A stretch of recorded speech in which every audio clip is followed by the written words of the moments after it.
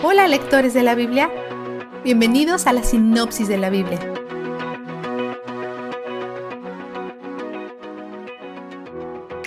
Tal vez hayas notado una discrepancia entre los dos relatos del censo de David. Segunda de Samuel dice Dios incitó a David a tomar el censo y Primera de Crónicas dice que Satanás lo incitó, así que ¿cuál de las dos es?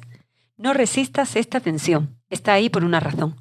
Este es el ejemplo bíblico perfecto de cómo la maldad trabaja, dentro del plan de Dios.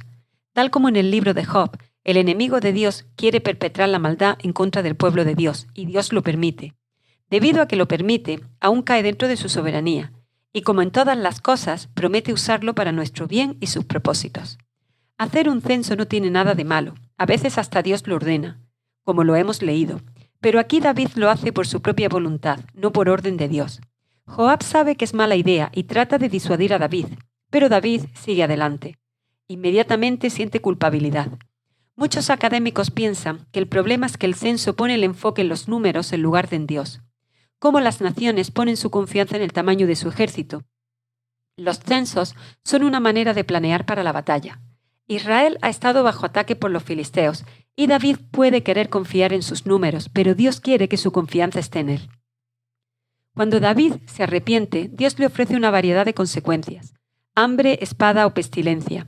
David escoge 3 días de peste y 70.000 personas mueren.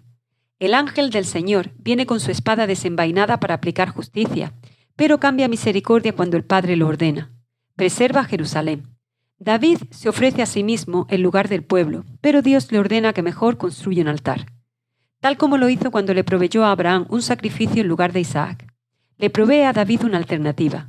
El único problema es que se supone que deben ofrecer holocaustos en el sitio del tabernáculo, que actualmente es Gabaón.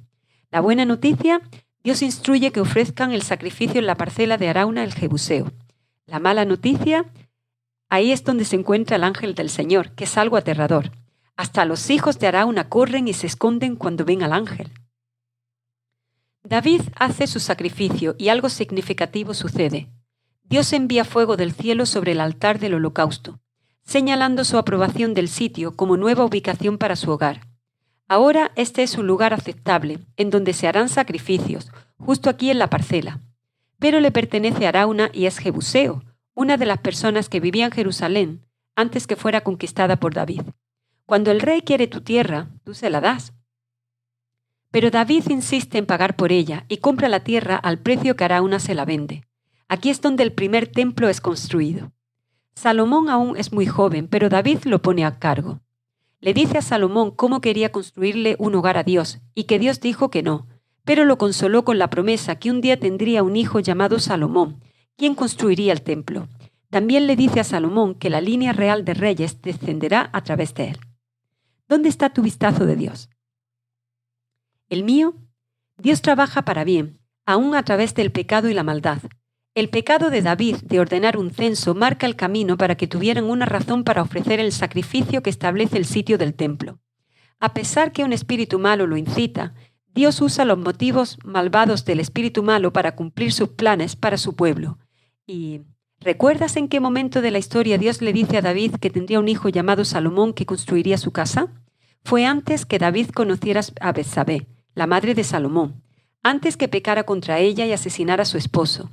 Antes que cometiera esos horribles pecados, Dios ya le había dicho cómo planeaba trabajar a través de esos pecados para el bien de todo su pueblo, como lo redimirá todo al final.